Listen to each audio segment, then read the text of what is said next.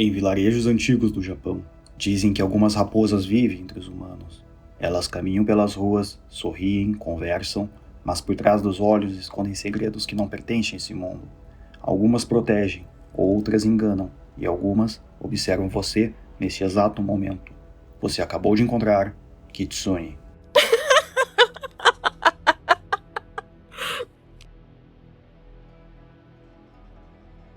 A Kitsune é uma raposa espiritual. Ela pode ser protetora, mas também pode ser cruel. E o mais assustador é que ela não ataca como um monstro comum. Ela ataca como alguém que entende você. Porque quanto mais velha ela fica, mais inteligente, mais perigosa e mais difícil de perceber. Dizem que algumas kitsunes conseguem assumir a forma humana, manipular memórias, criar ilusões, invocar o fogo de raposa, drenar emoções humanas e, em casos raros e perturbadores, entrar no corpo de alguém. Mas diferente de um demônio que entra gritando e destruindo tudo, a Kitsune faz algo muito pior. Ela entra devagar e quando você percebe, já está gostando. A possessão por uma Kitsune é conhecida no Japão como Kitsunetsuki, e há relatos de Kitsunes que decidiram até mesmo o destino de reinos através de possessões e manipulações. Existem muitas variações de Kitsunes, mas a divisão mais conhecida é entre dois tipos principais. O primeiro é a Zenko, as Kitsunes consideradas boas. Elas são protetoras ligadas ao deus Inari e muitas vezes vistas como mensageiras espirituais. Em algumas histórias, elas afastam o mal e trazem sorte. Mas o segundo tipo é o que mais assusta. As Nogitsune, também chamadas de Yaku, as raposas selvagens. Mais imprevisíveis, mais manipuladoras e muitas vezes cruéis. Elas não precisam te atacar de frente. Elas preferem te enganar, te confundir e fazer acreditar em coisas que não existem, até você ficar completamente perdido e não saber mais o que é real. Kitsune não nasce poderosa, ela evolui. No começo, aparenta ser apenas uma raposa esquisita, mas com o tempo, ela vira algo que já não deveria existir. E o sinal mais claro dessa evolução é quando começam a surgir as caudas. A cada cauda nova é como se fosse um nível acima. As caudas representam o que ela acumulou com o tempo. Anos de vida, poder espiritual, inteligência, experiência. Quanto mais caudas, mais perigosa. A forma mais lendária é a Kyubi, a Kitsune de 9 caudas. Ela é o ponto final da evolução de uma Kitsune. Quando ela chega às 9 caudas, ela deixa de ser vista como um animal espiritual e passa a ser tratada como um fenômeno sobrenatural, quase uma força da natureza, uma presença que prevê as pessoas, entende as emoções, controla tudo à sua volta e possui um poder espiritual esmagador. A Kyubi não é só uma raposa forte. Uma Kitsune comum engana, manipula, brinca com as pessoas. A Kyubi não brinca, ela decide. E o pior é que ela não precisa gritar, atacar ou aparecer. A presença dela pode ser silenciosa, mas muda tudo à sua volta. E existe um detalhe que ninguém conta. Você não encontra uma Kyubi, é ela que encontra você. E quando você finalmente percebe, já está no jogo dela. Em Tóquio, câmeras observam a cada esquina. Prédios inteligentes, pessoas conectadas, ainda assim, algo passa despercebido. A maioria dos japoneses acreditam que yokais são apenas folclore. Outros que yokais existiram apenas no passado, mas a realidade é muito mais complicada. Não mais apenas em florestas remotas, templos antigos ou vilarejos abandonados. Agora, eles caminham por ruas iluminadas, Shibuya, Shinjuku e, é claro, passeando por Akihabara. Eles se adaptaram, aprenderam a se esconder melhor e observam humanos que acreditam controlar tudo.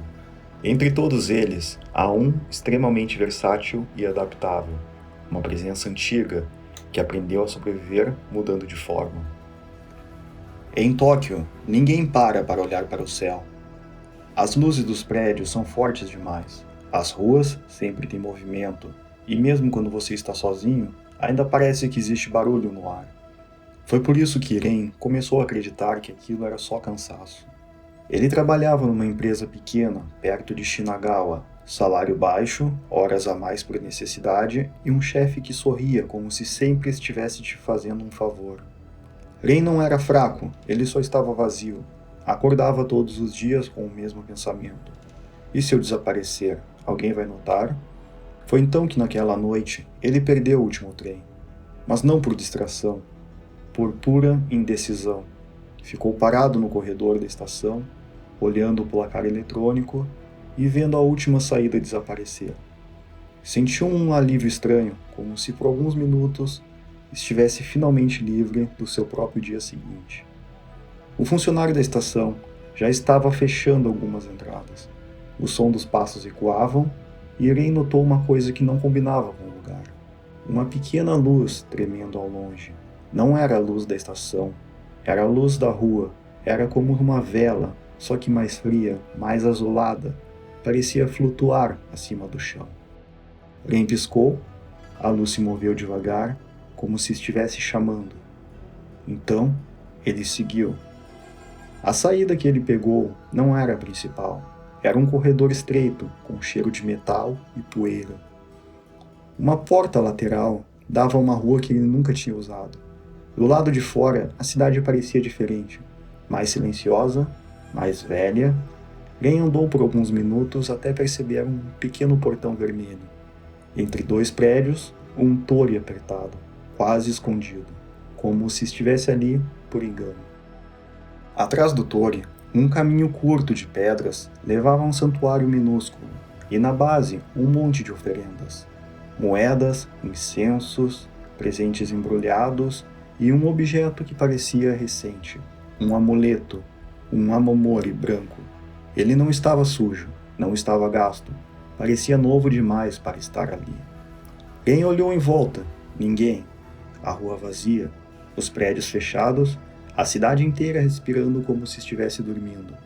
Ele se aproximou e leu o que estava escrito no amuleto, mas as letras pareciam confusas, como se mudassem de lugar, como se os traços não quisessem ser lidos.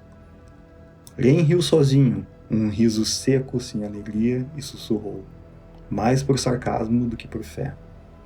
Tá bom, me dá sorte, só isso. Aceito qualquer coisa.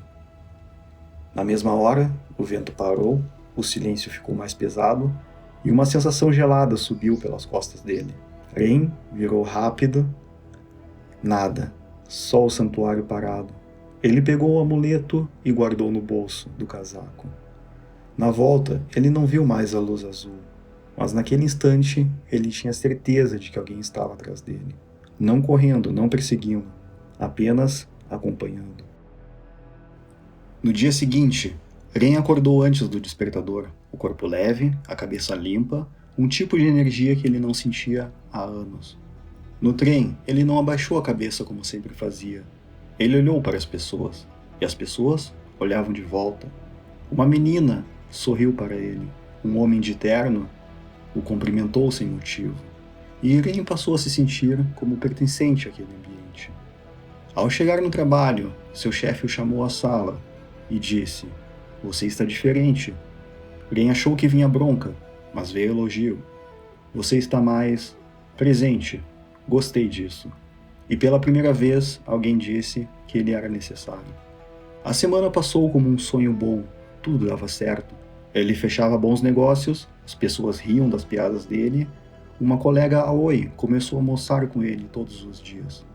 Mas ela tinha olhos atentos, como se percebesse cada detalhe. "Ren, você sempre foi assim?" "Assim como?" Ela inclinou a cabeça, como se soubesse exatamente o que dizer. Ren quis brincar, mas a sensação de ser observado voltou. Ele percebeu que estava segurando um amuleto dentro do bolso e o apertando com força, como se aquilo fosse um coração extra. Na 8ª noite, ele teve o primeiro apagão. Ren lembra de estar tomando banho, lembra de lavar o rosto, lembra de olhar no espelho, e por um segundo o reflexo sorriu. Só que ele não havia sorrido. O sorriso no espelho era mais alto, mais poderoso, mais lento. muito diferente do que ele estava acostumado. Então, ele piscou e o reflexo voltou ao normal. Ele foi dormir um pouco perturbado e sem entender o que havia acontecido. Ele teve um sonho esquisito, envolvendo um campo escuro, um campo cheio de lanternas pequenas flutuando, e no meio delas algo andava. Uma sombra longa, branca, com olhos que brilhavam como brasas azuis. A voz não veio de boca nenhuma, veio de dentro da cabeça dele. Você pediu por isso, dizia a voz. Então, Len acordou suando e percebeu um cheiro fraco no quarto. Cheiro de incenso e algo mais. Algo selvagem, algo animal. No dia seguinte, ao perceber Len comendo muitos tofus de maneira rápida e descontrolada, Aoi apareceu com um café e perguntou: "Você está bem?" Len respondeu sem pensar: "Claro que estou." Mas a voz dele saiu diferente, mais grave, mais suave, uma voz que parecia ensaiada. Aoi ficou olhando por tempo demais, como se estivesse tentando achar Ren atrás daquele rosto. A terceira semana começou com promoções e sorte impossível. Ren ganhou uma quantia no pachinko sem nem saber jogar direito. Um cliente importante que odiava a empresa fechou o contrato sorrindo. O chefe apertou a mão dele com força e disse: "Ren, você salvou a gente." Era bom, era perfeito, era tudo que Ren sempre quis. Mas à noite, ele começou a encontrar coisas no celular, mensagens enviadas que ele não lembrava de escrever, fotos tiradas na rua, fotos do santuário escondido, e em todas, sempre no canto, um brilho azul tremendo, como um fogo pequeno, como uma vela, como um olho. E numa das fotos, ele viu algo que fez a garganta travar. Atrás dele, dava para ver uma mulher de kimono claro, o rosto bonito, cabelo longo, sorriso delicado, e os olhos eram fundos demais, como se por trás deles existia um lugar vazio. Ren aumentou o zoom, o rosto dela ficou mais nítido, e ele percebeu um detalhe: o reflexo do vidro em uma loja mostrava outra coisa. No reflexo não havia uma mulher, havia uma raposa. Uma raposa com mais de uma cauda. Aoi foi a primeira a dizer aquela palavra. Foi num fim de tarde, quando o escritório já estava vazio. Ela entrou na sala dele sem bater, fechou a porta e colocou o celular em cima da mesa. Eu vi as mensagens. Ren arregalou os olhos. Que mensagens? Aoi mostrou à tela um texto enviado do número dele para ela às 13h20 da manhã. O texto dizia: "Você tem um cheiro de pessoa que quer ser amada. Isso é perigoso." Ren sentiu o estômago afundar. Eu não escrevi isso. Aoi respirou fundo e falou baixo, como se estivesse dizendo uma blasfêmia. "Ren, isso é Kitsuneski." A palavra soou pesada, antiga, como se o ar lembrasse dela. Ren tentou rir, mas a risada saiu torta. "Aoi, isso não existe." Ela olhou direto nos olhos dele e disse: "Existe sim, e você sabe." Aoi puxou do bolso um pequeno papel dobrado, amarelado, como se estivesse guardado por anos, um recorte antigo de jornal, um caso de possessão numa vila pequena. Uma mulher que começou a melhorar demais, ficou linda demais, querida demais, até que uma noite ela desapareceu. E só acharam uma casa vazia, com marcas de unhas por dentro da porta, e no chão, pegadas de raposa. Ren engoliu seco. O que eu faço?" Aoi hesitou. "Você não pode lutar com força bruta. Ela não é um demônio comum. Ela não quer te quebrar. Ela quer ficar, tomar o seu lugar." Ren sentiu a língua formigar, a garganta secar, e então ele ouviu uma risada dentro de sua mente. Uma risada suave, feminina e divertida. Ela é esperta. Ren levou a mão à boca. Aoi deu um passo para trás. "Ren?" Ren tentou falar. Tentou dizer: "Eu tô aqui." Mas outra coisa falou antes. com a voz dele, com calma, com doçura. Aoi, você tem coragem? Ela congelou. O olhar dela tremia. Ren se levantou, o corpo dele se movia como se fosse leve, como se estivesse dançando. Você sabe o que eu sou? Aoi sussurrou. Nogitsune. Ren sorriu. Dessa vez, ele sentiu o sorriso como uma faca. Nogitsune, Yako, tanto faz. Ele deu um passo em direção a ela, e o ar ficou quente. Não de calor humano, mas de uma luz azul que começou a nascer no canto da sala. Pequenas chamas sem fumaça, como vagalumes do inferno. Kitsubi. Aoi recuou, mas bravamente disse: saia do corpo dele. Ren inclinou a cabeça e a voz de dentro respondeu: foi ele que pediu. Mas ele não sabia o preço. Então Ren riu. E você acha que isso importa? O cheiro de incenso ficou mais forte. Ren deu mais um passo e então parou. Porque o verdadeiro Ren ainda conseguia gritar. Ele gritou com tudo que tinha. Eu não quero isso, eu não quero! E por um segundo o corpo tremeu. Os olhos lacrimejaram, o sorriso falhou e a Kitsune ficou silenciosa, como se estivesse ficando irritada. Mas logo veio uma sensação macia. Ren, por que você está bravo? Não seja ingrato. Fui eu quem te consertei. E então, Ren sentiu lembranças dele mesmo sendo esmagadas. Dias ruins, humilhações, solidão, tudo virando comida. Ela devorava a tristeza dele como se fosse doce. E no lugar, deixava algo perigoso. Confiança sem culpa, prazer sem empatia, sorte sem consciência. Aoi chorou. Ren, eu ainda te vejo aí. Ren virou lentamente para ela.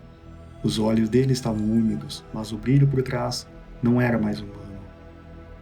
E ele disse: você sabe qual é a parte mais cruel?